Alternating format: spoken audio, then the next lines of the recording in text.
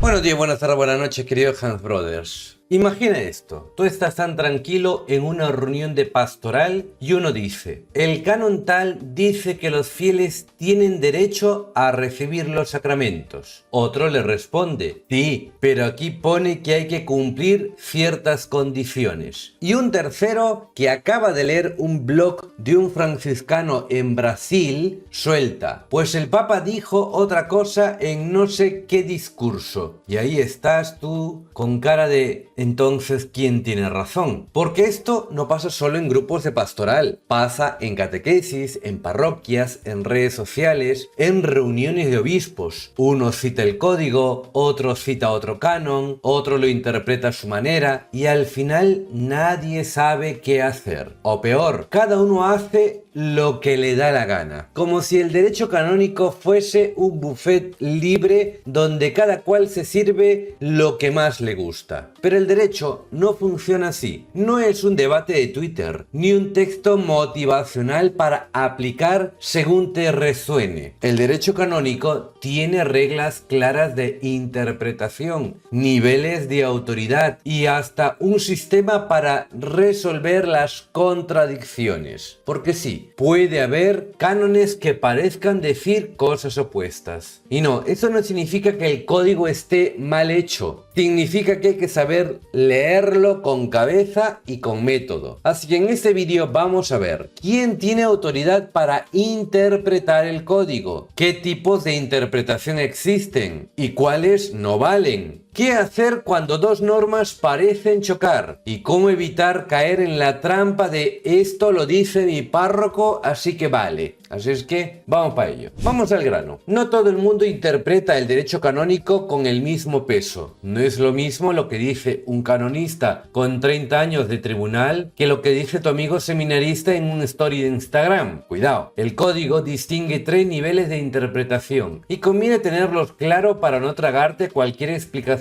en forma de reels. Por ejemplo, la interpretación auténtica. Esta es la que vale de verdad. La da el legislador, es decir, el que hace la ley. En el caso del Código de Derecho Canónico, el legislador supremo es el Papa. Pero como no tiene tiempo para responder cada duda, suele delegar esta función en el dicasterio para los textos legislativos. Cuando este dicasterio publica una interpretación auténtica, esa interpretación es ley. Se publica en el Acta Apostólica Sedis y obliga a toda la Iglesia. No es opinión, no es una sugerencia, es la lectura oficial. Dice el canon 16, la ley eclesiástica no se abroga por una costumbre contraria, ni se suspende a no ser por disposición expresa de la ley. La interpretación auténtica de las leyes corresponde al legislador y a quien le haya sido concedida por el legislador. Segundo, la interpretación judicial. Esto ocurre cuando un juez eclesiástico, al resolver un caso concreto, tiene que interpretar cómo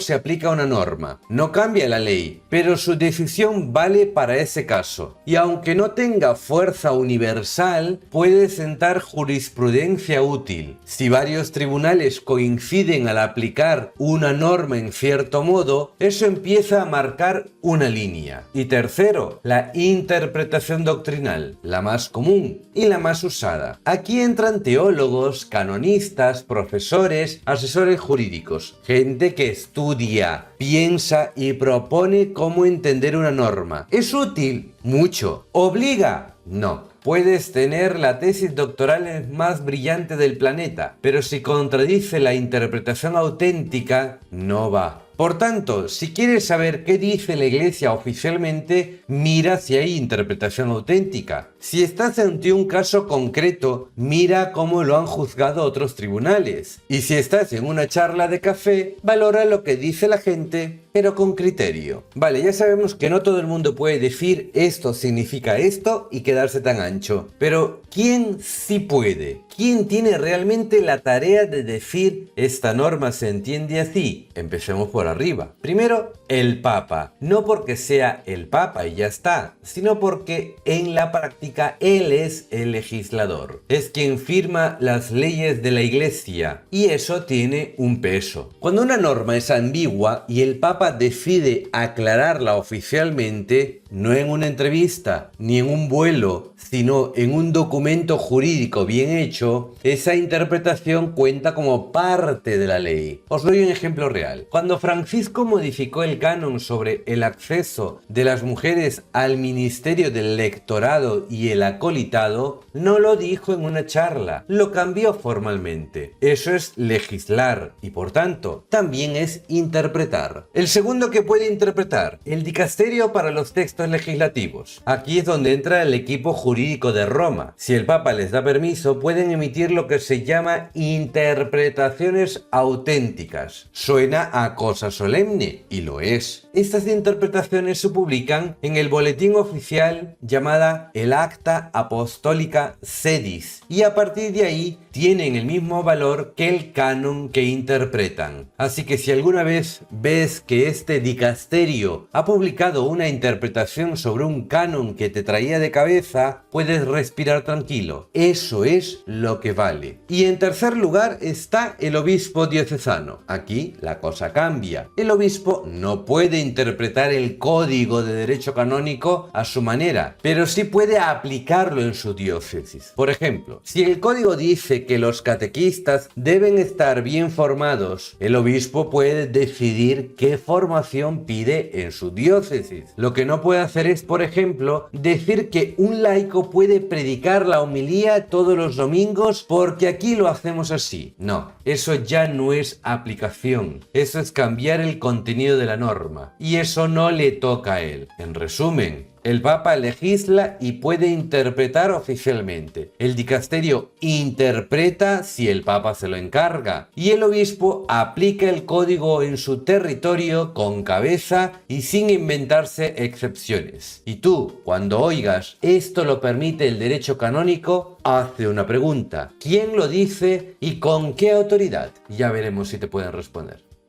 Bien, ahora entramos en lo bueno, porque a veces tú estás leyendo el código y te da la sensación de que una norma dice una cosa y 2 páginas después otra dice lo contrario. Y claro, uno piensa, ¿en qué quedamos? ¿Es que el derecho canónico se contradice? La respuesta corta es no. La respuesta larga es hay tensiones. Sí, pero el código tiene reglas internas para abordarlas. Y el derecho en general tiene recursos para resolver contradicciones reales cuando las hay. Paso 1. Cuando la contradicción es solo aparente. El código no está escrito en formato PowerPoint, así que no todo lo que suena parecido está diciendo lo mismo, ni todo lo que parece incompatible lo es de verdad. Por eso el propio código al principio establece las reglas básicas de interpretación. Dice el canon 17: las leyes eclesiásticas deben entenderse según el significado propio de las palabras, considerado en el texto y en el contexto. Si resulta dudoso u oscuro, debe recurrirse a los lugares paralelos, al fin de la ley, a las circunstancias y a la intención del legislador. Aquí el punto clave es no leer los cánones como si fueran frases en Twitter. Una palabra puede tener sentido diferente según el contexto, y muchas veces el supuesto conflicto entre 2 cánones se resuelve simplemente leyendo mejor. Dice el canon 18: las leyes que establecen una pena, que restringen el libre ejercicio de los derechos o que contienen una excepción a la ley deben interpretarse estrictamente. O sea, si una norma limita derechos o impone penas, no se puede estirar ni aplicar por analogía. Hay que ceñirse al texto sin inventar. Canon 19. Si en una cuestión determinada no existe una disposición expresa de ley universal o particular ni costumbre, y salvado el canon 5, la cuestión debe resolverse observando las leyes dadas para casos semejantes, los principios de derecho admitidos con equidad canónica, la jurisprudencia y la praxis de la curia romana, y la opinión común y constante de los doctores. Esto ya no solo habla de interpretación, sino de cómo actuar cuando la norma parece faltar, choca con otra o no da una solución directa. Por eso cuando algunos escriben, no, es que Donum Veritatis solo habla a los teólogos en cosas oficiales, no estaba pensado para las redes sociales, bla, bla, bla, bla. Cánones 17, 18 y 19. A ver si leemos un poquito y nos enteramos, porque si no,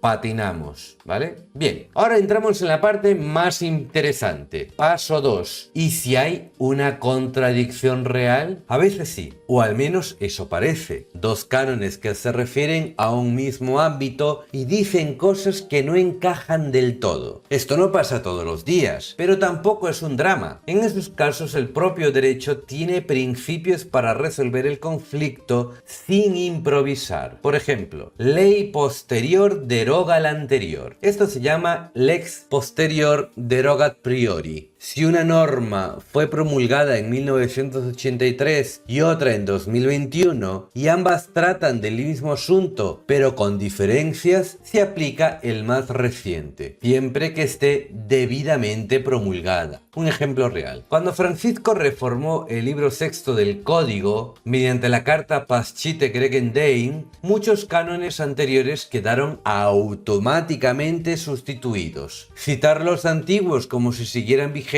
es errar el tiro. Luego, ley especial deroga la general. Lex specialis derogat generali. Si una norma dice todos los fieles tienen derecho a los sacramentos, Canon 843, parágrafo 1, y otra dice que quien esté en pecado grave no debe comulgar sin confesarse, Canon 916, no se contradicen. La segunda especifica la aplicación de la primera en un caso concreto. La general marca el principio, la especial matiza o delimita, no anula. Luego, si la duda persiste, se aplica el principio pro persona. Cuando una colisión normativa no puede resolverse fácilmente, se opta por la interpretación que favorezca los derechos del fiel, siempre que no distorsione la fe, los sacramentos o el orden jurídico. Esto no significa que todo vale. Significa que cuando hay margen razonable de interpretación, se elige el camino que más respete la dignidad de la persona y la finalidad salvífica de la ley. En resumen, no todo lo que parece una contradicción lo es, y cuando lo es, el sistema jurídico de la Iglesia tiene recursos para resolverlo sin necesidad de parches caseros. Eso sí, para aplicar bien estos criterios hay que conocer el código, tener cabeza y evitar soluciones fáciles sacadas de frases sueltas, porque interpretar no es juntar dos cánones en Google y sacar conclusiones, es saber leer el cuerpo normativo entero, con lógica, con prudencia y con conciencia de que el derecho no está para entorpecer la fe, sino para custodiarla bien. Ahora os voy a dar unos ejemplos reales de tensión entre normas, porque hasta aquí todo muy bonito, ¿no? Métodos, cánones, principios, pero ahora vamos al barro. Porque una cosa es entender la teoría y otra es estar en plena reunión parroquial o en un tribunal eclesiástico y tener que decidir qué norma pesa más cuando dos parecen chocar. Y aquí es donde se ve si uno sabe derecho o solo ha ido titulares de blogs. Te traigo 3 casos reales, no de película, sino del día a día en la iglesia. Casos donde hay normas que conviene leer juntas, porque si las enfrentas sin más, la cosa se enreda. Bien, vamos al primero que siempre levanta polvo. ¿Puede un laico predicar en la misa del domingo? Dice el canon 767, parágrafo 1. Entre las formas de predicación sobresale la homilía, que es parte de la liturgia misma y está reservada al sacerdote o al diácono. En la homilía se han de exponer a partir del texto sagrado los misterios de la fe y las normas de la vida cristiana durante la celebración litúrgica. El canon es claro, la homilía es parte de la liturgia y está reservada a los ministros ordenados. Pero luego te encuentras parroquias donde sube a predicar el catequista, la religiosa, el teólogo visitante. ¿Qué pasa aquí? pasa que se confunde la predicación en general con la homilía litúrgica. El canon 766 permite que un laico pueda predicar en determinadas circunstancias, pero fuera de la misa o con autorización expresa y justificada. Así que no es que el código se contradiga, es que hay que distinguir bien los niveles y no forzar las normas como si fueran plastilina. Bien, segundo caso, otro clásico. Todo el mundo tiene derecho a recibir los sacramentos. Y sí, el código lo dice. Canon 843, parágrafo 1. Los ministros sagrados no pueden negar los sacramentos a quienes los piden de manera oportuna. Están debidamente dispuestos y no les está prohibido por el derecho recibirlos. Entonces ya está. ¿Café para todos? No tan rápido, Rayo McQueen. ¡Wow! ¡Más despacio! ¡Velocista! Ese canon marca el principio general, pero está matizado por otros cánones que especifican qué significa estar debidamente dispuesto o qué situaciones prohíbe el derecho. Por ejemplo, si alguien pide comulgar pero está en una situación objetiva de pecado grave, como vivir en pareja sin matrimonio sacramental, entran en juego otros cánones, como el 915, que no pueden ignorarse. Así que de nuevo, no hay contradicción, hay un marco general y condiciones concretas. El código no funciona con frases sacadas de contexto, hay que leer el conjunto. Y un tercer caso, esta es buena. Imagina que en tu parroquia hay un grupo de chavales que llevan años preparándose para la confirmación, pero el obispo no puede venir. ¿Puede confirmarlos el párroco? Dice el canon 882. El obispo es el ministro ordinario de la confirmación. Por eso, válidamente, la administra también el presbítero que por derecho universal o por concesión especial de la autoridad competente tiene esta facultad. Y luego el canon 883 enumera varios casos en los que los presbíteros tienen facultad por ley, como cuando bautizan adultos o reciben a alguien en la plena comunión. Y el canon 884 dice que si el obispo delega, el presbítero puede confirmar válidamente en ese caso concreto. O sea, que la confirmación no está atada en exclusiva al obispo, pero eso no significa que cualquiera pueda hacerlo en cualquier momento porque hay necesidad pastoral. Frena, hace falta una facultad concreta, concedida por el derecho o por delegación. Si no, la confirmación no sería válida. Así que cuidado con los atajos bien intencionados que no respetan la forma jurídica, porque no se trata de ser más abiertos o ser más comprensivos. Se trata de asegurar que el sacramento sea válido de verdad. Estos casos muestran que muchas veces no hay contradicción en el código, sino una aplicación parcial, mal informada o mal digerida. Y la solución no está en ponerse creativos, sino en leer con más profundidad. Bien, a estas alturas ya lo tenemos claro. El derecho canónico se puede interpretar, sí, pero no todo lo que se hace por costumbre o por motivos pastorales entra dentro de lo que el código permite. Y esto no lo digo por ir de tiquismiquis, sino porque muchas veces nos encontramos con prácticas que parecen normales, incluso entrañables, pero que no tienen fundamento jurídico. No se trata de poner el dedo en la llaga, se trata de tener criterio, de no confundir buena voluntad con buena aplicación del derecho y sobre todo de no llamar interpretación a lo que en el fondo es una excepción inventada. Primer ejemplo, esto lo hacemos así desde siempre, de toda la vida. Una frase muy habitual, pero el tiempo no convierte una práctica en legal. Para que una costumbre tenga valor jurídico en la Iglesia, tiene que cumplir ciertas condiciones muy concretas. Eso lo regula el canon 23 y siguientes, aunque no vamos a detenernos en eso ahora. Si una parroquia lleva años haciendo algo que va contra lo que dice el código, eso no lo convierte en correcto. Es más, puede ser señal de que alguien interpretó mal una norma y nadie se atrevió a revisarlo. Segundo, el teólogo tal dijo que, y así. Los teólogos tienen un papel esencial en la vida de la Iglesia. Ayudan a profundizar, a contextualizar, a abrir horizontes. Pero un teólogo no interpreta oficialmente el derecho canónico. Puede ayudar a entenderlo, claro. Puede hacer una lectura crítica, plantear caminos, pero no puede decir esto ahora se hace así, si no está respaldado por el legislador o por la autoridad competente. Interpretar una norma no es repetir una frase de una charla que te gustó. Tercero, mi párroco dice que sí, y seguramente con muy buena intención, pero eso no basta. El párroco tiene autoridad en su comunidad, pero no puede modificar lo que establece el código. Si hay una norma que reserva algo a un ministro ordenado o que establece una condición para la validez de un sacramento, esa norma no puede cambiarse por decisión local. Cuarto ejemplo. Y también queda bonito.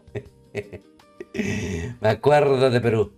Aquí va uno de esos ejemplos que parece menor, pero que no lo es. Imagina una ceremonia de bautismo en la que en vez de verter agua sobre la cabeza del niño o sumergirlo, el sacerdote lo rocía ligeramente con un hisopo, una especie de mini lluvia pascual. Muy estético, muy simbólico, pero nada válido. Y es que dice el canon 854, el bautismo debe administrarse por inmersión o por infusión según las normas establecidas por la conferencia episcopal. O sea, rociar con un hisopo no es ni inmersión ni infusión. Por tanto, si no se aplica el agua de forma continua y real sobre la cabeza, el bautismo no se considera válido. Aunque se hayan dicho todas las palabras y se haya hecho con toda la fe del mundo. No es cuestión de ponerse estrictos. Es que los sacramentos no son símbolos decorativos, tienen forma, materia e intención. Y si en algo esencial se altera, no hay sacramento. No se trata de juzgar a quien lo hizo así, sino de entender por qué no se puede seguir haciéndolo. Entonces, ¿ya no se puede apartar nada?